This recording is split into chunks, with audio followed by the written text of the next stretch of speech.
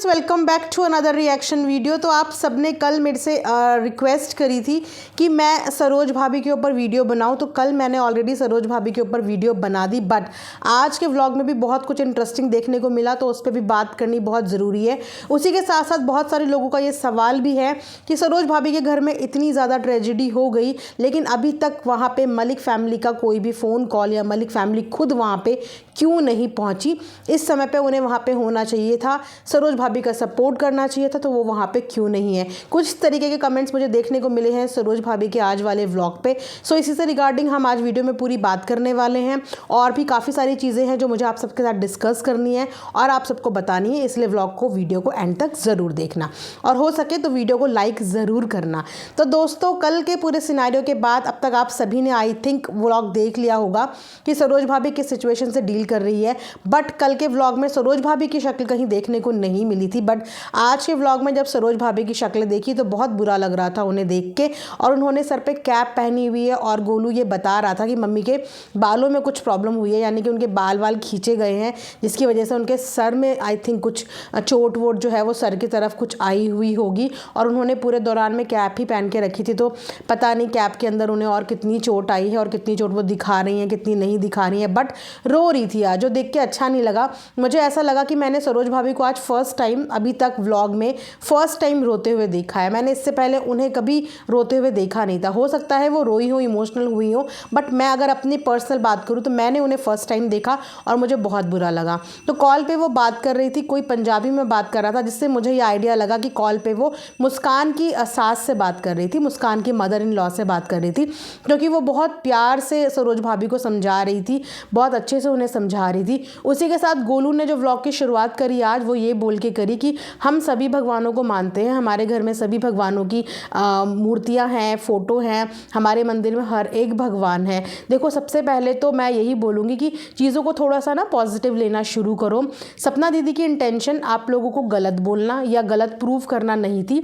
उन्होंने कंसर्न में बोला था, खासकर जो लोग भगवानों में ज़्यादा बिलीव करते हैं और जैसे कुल देवी देवता होते हैं तो वो दर्शन मांगते हैं और अपनी पूजा भी मांगते हैं। आप जब उनका ध्यान नहीं करते हो या आप उनके दर्शन के लिए नहीं जाते हो तो कहीं ना कहीं वो नाराज़ भी होते हैं। अब ये सोचिए ना कि उनका भी आप लोगों के अलावा कोई नहीं है। जिस तरीके से भक्त का भगवान से कनेक्शन होता है, उसी तरीके से भगवान का भी अपने भक्त के साथ कनेक्शन होता है। वो भी इस आस में बैठा होता है कि मेरा भक्त मुझे याद करेगा, मुझे पुकारेगा, मेरे नाम का दिया बत्ती करेगा। तो उन्होंने उस कंसर्न में बोला कि आप लोग वहाँ पे गए नहीं। कुल देवी देवता के दर्शन करने देखो बहुत ज़रूरी होते हैं। ज़्यादा नहीं भी जा पाओ तो साल में कम से कम एक बार आपको अपने कुल देवी देवता के दर्शन के लिए ज़रूर जाना चाहिए। और वहीं पे गोलू ने ये भी बताया कि पिछली बार भी वो लोग नहीं जा पाए थे। तो यहाँ पे सपना दीदी की इंटेंशन हर्ट करना नहीं थी, वो बस एक आप लोगों को, देखो इंसान ना एक माध्यम बन जाता है, ज़रिया बन जाता है। हो सकता है कि उन्होंने जो बात बोल दी कहीं ना कहीं आप लोगों को वो बात लगे और आप लोगों का बुलावा आ जाए और आप लोगों की सारी किस्मत बदल जाए, सारी परेशानियाँ दूर हो जाए। तो उसके बाद बात करते हैं आज घर में देखने को मिली मुस्कान। लोग एक्सपेक्ट कर रहे थे कि इस परेशानी की घड़ी में, क्योंकि ये छोटी मोटी बात नहीं थी, हमारे लिए तो ये बहुत बड़ी बात थी, क्योंकि इससे पहले हमने ये सिनेरियो कभी नहीं देखा था। घर वालों के लिए आई डोंट नो कि उनके लिए ये रेगुलर चीज़ है, इससे पहले भी वो देख चुके हैं या उनके लिए भी फर्स्ट टाइम है। बट येस, सब एक्सपेक्ट कर रहे थे कि इस समय पे फैमिली मेम्बर्स ज़रूर उन्हें देखने के लिए जाएं, उनके हालचाल पूछने के लिए जाएं। तो बहनों का तो वहाँ पे जाने का देखो कोई मतलब बनता भी नहीं है, क्योंकि इतना कुछ बीते दिनों हो गया, और उसकी वजह से अगर वो लोग मुंह उठा के अभी गए तो जैसे ही कालू भैया आएंगे सबसे पहले वो अपनी बहनों पे ही गुस्सा उतारना शुरू कर देंगे। और आप जानते हो कि वो किसका सहारा लेते हैं, वो फिर सोशल मीडिया का सहारा लेते हैं, और सोशल मीडिया में फिर जो उनके मन में आता है वो बोल बोल के बता देते हैं। तो कहीं ना कहीं बहनों को भी अपनी इज्जत की परवाह है, तो यहाँ पर उनको भी गलत नहीं बोलेंगे हम कि वो देखने के लिए क्यों नहीं आई। बट हाँ, एक फ़ोन करना चाहिए था। अब आई डोंट नो कि सुन्नी दीदी ने फ़ोन किया है या नहीं, बट उनकी बेटी वहाँ पे जिस तरीके से आई वो देख के बहुत अच्छा लगा। उन्होंने अपनी मामी का जिस तरीके से हालचाल पूछा, भाई बहनों से जिस तरीके से मिली, और जाते वक्त ये भी बताया जा रहा था कि वो जगह जगह पे कुछ कुछ पैसे रख के गई थी, क्योंकि वैसे हाथ में जो है सरोज भाभी नहीं पकड़ रही थी, तो वो इस तरीके से छुपा छुपा के चीज़ें रख के गई, जो देख के बहुत अच्छा लगा। और बच्चों के चेहरे पर भी ना अलग ही मुस्कान थी। इतनी सारी परेशानियों के तहत जब घर का कोई देखने आता है और आपको लगता है कि हाँ, हमारे इस दुख के समय पर कोई हमारे साथ है, है तो बहुत ज़्यादा हिम्मत मिलती है इंसान को। वहीं पे लोगों का कहना ये है कि इतनी ज़्यादा प्रॉब्लम हो गई, इतनी तोड़फोड़ हो गई, कालू भैया ने क्या से क्या मचा दिया, मार पिटाई तक बच्चों की कर दी, बच्चे रो रहे हैं ऑन कैमरा आके, तो अभी तक भी अरमान का कोई भी, अरमान की या मलिक फैमिली की तरफ से कोई भी बातचीत क्यों नहीं हुई, वो लोग अभी तक यहाँ पे क्यों नहीं पहुँचे। तो देखो इसका भी रीज़न है, ये हमारे लिए नई चीज़ है क्योंकि हम लोगों ने ये फर्स्ट टाइम देखा है, बट ये जो परिवार है ये भुक्तभोगी है। और आप जानते हो कि इनिशियल डेज़ में अरमान ही इनको भेजा करता था, उन्हीं के पास इनकी जिम्मेदारी थी, और वहाँ से भी लड़ाई करके गुस्सा करके भैया जो है चंडीगढ़ से भी भाग के यहाँ आ जाते थे।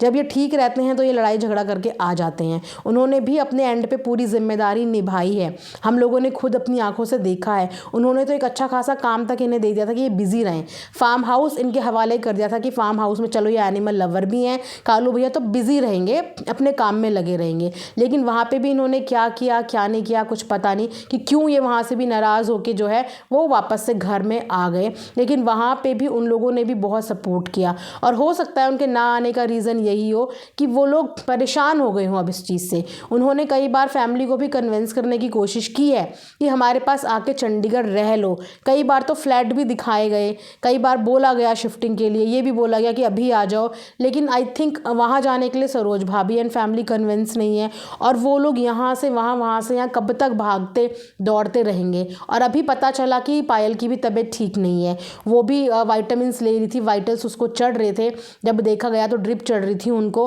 तो वो भी इस समय पे ठीक नहीं है। प्लस एक बड़े व्लॉगर होने के साथ साथ ना इंसान के ऊपर जिम्मेदारियाँ भी उतनी ही बढ़ जाती हैं, उनके उसी तरीके से मीटिंग्स होती हैं, उसी तरीके से उनके शेड्यूल्ड होते हैं, हर चीज़ शेड्यूल्ड होती है। आप अचानक से एक व्लॉगर की लाइफ, एक बिजी लाइफ, अचानक से आपको कोई बुलाए आप अवेलेबल नहीं हो पाते, आपको अपना पूरा शेड्यूल देखना पड़ता है। या तो फिर फैमिली आपकी सुनती हो, आपकी हर एक बात मानती हो, तो एक अलग बात होती है कि यहाँ पे मुझे लग रहा है कि एक चीज़ के लिए ना दोनों मिलकर म्यूचुअल अंडरस्टैंडिंग से राज़ी नहीं हो पा रहे हैं, इनका वहाँ जाने का मन नहीं है, और वो बार बार इस चीज़ के लिए कन्विंस करना चाह रहे हैं, क्योंकि ये घटना हमें एक बार दिखी है, पर हो सकता है बैक कैमरा ये कई बार हुई हो। लेकिन ऐसा हो ही नहीं सकता कि उन लोगों ने कॉल ना किया हो, डेफिनेटली उन लोगों ने भी कॉल किया होगा। हो सकता है कि उस समय पे कालू भैया की फैमिली जो है इस कंडीशन में ना हो कि वो उस बात का वीडियो शूट कर पाए या बात को रिकॉर्ड कर पाए। इस टाइम भी जब पथरी का दर्द उठा था तब भी उन्होंने फ़ोन किया था, और पर्सनली अरमान एंड पायल इन लोगों से मिलने भी आए थे। इनका व्लॉग बिल्कुल बीच में ठप हो गया था, आपने देखा होगा कि व्यूज़ कितने डामाडोल हो गए थे। उसके बाद इन्होंने व्लॉग में आना शुरू किया, इनको वहाँ बुलाया, थोड़ा सा कंटेंट दिया, तो व्लॉग ने फिर से जो है धीरे धीरे करके अपनी रीच पकड़ी, धीरे धीरे करके वापस से व्यूज़ आने लगे।